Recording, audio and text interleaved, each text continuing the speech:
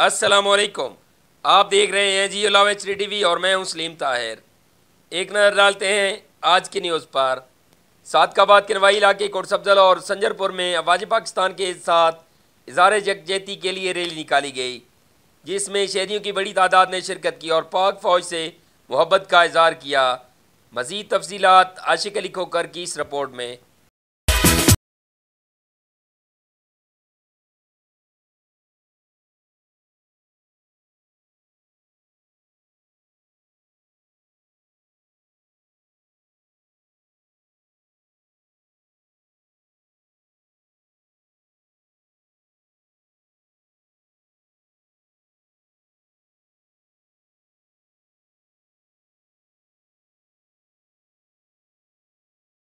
इलाके संजरपुर में भी अफवाज पाकिस्तान के साथ इजहार यकजहती के लिए रैली का एहतमाम किया गया।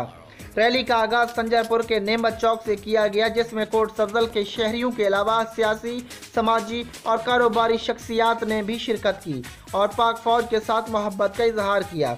रैली के शुरा ने पाक फौज जिंदाबाद और पाकिस्तान पाइंदाबाद के फ्लैग शगाफ नारे भी लगाए।